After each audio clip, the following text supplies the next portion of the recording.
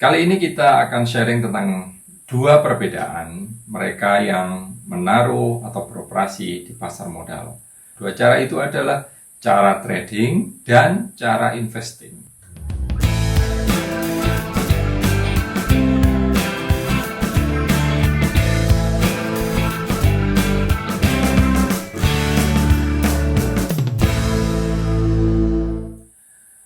Halo teman-teman semua, jumpa lagi dengan saya Arvidianto, founder bolasalju.com. Kali ini kita akan sharing tentang dua perbedaan mereka yang menaruh atau beroperasi di pasar modal. Ada dua cara yang bisa kita nalar, bisa kita rasionalisasi, bisa kita pikirkan. Mereka yang beroperasi atau menaruh dana di pasar modal. Dua cara itu adalah cara trading dan cara investing. Dua cara itu adalah di satu sisi berdagang saham dalam jangka pendek, terutama seperti itu. Di sisi yang lain adalah investasi, khususnya dalam jangka panjang. Mungkin ada yang berpendapat, Pak, sejatinya semua akan menaruh uang. Ya, sejatinya semua ingin cuan. Ya, sama aja lah, mau pakai apapun yang penting cuan. Ya. Kalau kita menyamakan hal seperti ini, tentu di dunia ini cara kerjanya tidak seperti itu. Kalau kita menyamakan semua ini sama, ternyata faktanya realitanya berbeda. Hasil statistiknya berbeda, bukti-bukti yang berbicara berbeda. Jumlah yang sudah banyak penelitian yang mengatakan itu berbeda, seperti itu. Nah, menurut saya sebenarnya dua model mereka yang menaruh dana di pasar modal ini, mereka yang menaruh atau beroperasi di pasar saham ini sebenarnya dua-duanya sama. Soal dua-duanya sama-sama diperlukan. Yang satu membutuhkan yang lain. Memang begitu nature-nya. Nah, apa perbedaan dua orang yang menaruh dana di pasar modal ini? Perbedaannya, misalnya yang satu fokus kepada volume transaksi. Jika ada volume transaksi yang naik, itu adalah dianggap sebagai sinyal yang bagus, sesuatu yang oke untuk melangkah. Sementara satunya cuek aja, mau sinyal beli bagus atau tidak. So, at least dia bisa membeli saham di harga yang diyakininya rasional, masih cukup layak untuk mencapai keuntungan tertentu yang diincarnya, keuntungan besar yang diincarnya dalam jangka panjang. No worries, dia bertransaksi meskipun volumenya kecil, meskipun sinyalnya belum muncul.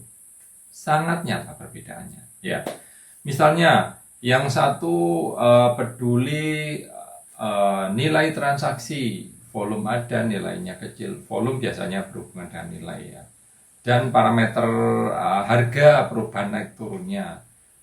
Dua harus dikombinasikan, ada volume, ada harga perubahan, ada sinyal-sinyal yang lain. Mereka bertransaksi, apalagi kalau sinyalnya naik. Ada tanda naik, mereka mau transaksi. Sementara di sisi yang lain, orang yang mengincar beli murah, jual mahal, kalau harganya makin turun, mereka akan senang. Sangat berbeda dua caranya ini. Di satu sisi mereka senang kalau rumor itu makin panas, makin menghiasi euforia market sehingga saham itu makin ditransaksikan. Di sisi yang lain, mereka menghindari rumor, Kalau rumor makin sedikit, mereka akan senang karena bisa membeli sedikit demi sedikit hingga menumpuk volume gitu. Seperti itu. Mereka membeli di balik rumor. Setelah rumor muncul, mereka saatnya manen, seperti itu. Sangat berbeda. Ya. Di satu sisi mereka yang satu ini, yang trading, yang mengincar keuntungan cepat, sudah untung dikit 5%, 6% mungkin sudah 10%, apalagi sudah sangat besar bagi mereka di satu saham, ya, bukan di portofolio. Mereka biasanya selalu ngomong di satu saham dan mereka tidak peduli, tidak terlalu melihat kualitas saham itu. Yang penting ada sinyal, ada euforia, ada volume transaksi muncul, mereka bet on that. situ, mereka bertransaksilah di situ. Di sisi yang satu mereka beroperasi di investasi jangka panjang, sangat jangka panjang, karena mereka mengincar keuntungan yang bertingkat-tingkat. Maka pihak yang lain ini fokus ke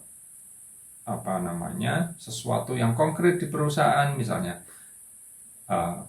fundamental keuangannya, struktur hutangnya, bagaimana perusahaan dibentuk, ya, hak orang lain, kewajiban utangnya, okekah, beban bunganya bagaimana, prospeknya bagaimana, manajemennya bagaimana mengelola perusahaan itu, bagaimana kepedulian manajemen terhadap pemegang saham publik, apakah mereka juga memperhatikan hal-hal yang dalam tanda kutip berbahaya gitu, maksudnya mereka manajemen tidak melakukan sesuatu yang berbahaya, misalnya hanya mengadakan aksi korporasi yang menguntungkan untuk mereka sendiri, seperti itu. Dua cara yang berbeda ini memang nyatanya ada di bursa, ya. Dua cara ini, kalau dulu saya semangat sekali mengajak, ayo pakai cara investasi jangka panjang saja. Kalau sekarang, ya sudahlah. Tetapi Anda harus menyadari memang dua cara ini ada. Nah, kenapa saya perlu merasa sharing tentang pemikiran ini, tentang prinsip ini? Karena saya menjumpai beberapa komentar di bursa yang mungkin datang dari prinsip atau cara bertransaksi jangka pendek. Mereka mengomentari prinsip atau cara beroperasi jangka panjang. Jelas tidak bisa, ya. Tidak bisa. Tidak semua hal bisa disamakan di dunia ini. Itu nyata. Nah, di balik orang yang suka oportunis, mereka ada yang konservatif. Di balik dunia yang sangat konservatif, ada orang yang percaya sangat agresif. Begitu ya. Investor juga bisa percaya sangat agresif di suatu saham, sementara di sisi yang lain euforia mengatakan, rumor bicara bahwa saham itu kurang baik. Disitulah. Nah, kenapa? Misalnya perbedaannya ya. Satu, misalnya dalam prinsip saja sudah sangat berbeda. Itu tadi kita sharing tentang prinsip-prinsip yang berbeda. Belum lagi kalau ngomong dalam operasional. Operasional adalah kegiatan sehari-hari, kegiatan bulanan, kegiatan yang dilakukan oleh masing-masing orang dengan dua cara berbeda ini, ya. Kalau investor trading jangka pendek, mereka mengkonsentrasi tentu ya sesuatu hal-hal, sinyal-sinyal yang mengatakan itu positif untuk bertransaksi, baik beli atau jual, seperti itu. Dalam jangka pendek, mungkin mereka memantau harian, mungkin memantau mingguan, dan seterusnya. Mungkin mereka menaruh order di sistem yang sudah semakin otomatisasi, sehingga mereka bisa memberi instruksi ketika menyentuh harga sini mereka menjual, menyentuh harga sini mereka membeli, dan seterusnya. Di sisi yang lain, di operasional yang jangka panjang, mereka fokus ke transaksi, berdisiplin, mungkin berdasarkan waktu, mungkin berdasarkan porsi, dan seterusnya. Setelah sudah tercapai, ya sudah. Nanti evaluasi lagi, nanti melakukan eksekusi lagi di suatu saat yang memang saatnya diperlukan. Sangat berbeda. Di sisi yang satu, mereka membatasi yang dikatakan risiko jangka pendek. Risiko jangka pendek adalah bisa kena penurunan yang parah atau tidak bisa keluar ketika sudah naik lalu turun lagi. Itu risiko mereka. Maka mereka membatasi diri, misalkan ada titik harus jual, ada titik harus beli, dan seterusnya. Seperti itu. Sementara di sisi yang satu, mereka fokus ke di harga berapa, kita di portofolio mau mengelola berapa persen, berapa banyak saham ini, dan seterusnya. Kalau sudah tercapai, hold, kemudian evaluasi lagi di bulan berikutnya. Di satu sisi bicara tentang manajemen, istilahnya ada money management lah, stop loss, ya, terus titik support, dan seterusnya, ya. titik break, dan seterusnya. Di sisi yang lain, tidak dikenal istilah money management, mungkin istilahnya lain. Misalnya manajemen portofolio atau alokasi permodalan. Berbeda sekali. Meskipun dua-duanya kaidahnya sama kegiatannya, buy and sell, tetapi cara yang dilakukan berbeda. Cara berpikirnya juga berbeda. Ya, yang satu berpikir mengejar ketepatan, kecepatan, dan kualitas dari informasi. Yang satu berpikir menghindari kesalahan. Ya, sejauh informasi itu punya batas yang lebar, meskipun salah tetapi kerugiannya kecil, yang investor jangka panjang akan tetap melangkah. Sangat berbeda di situ. Yang satu trading terus jangka pendek dan seterusnya, yang satu di portofolio. Contoh kami misalnya model portofolio Karsten dan Alpen saat ini turnover masih 0%, hanya beli saja. Sangat berbeda.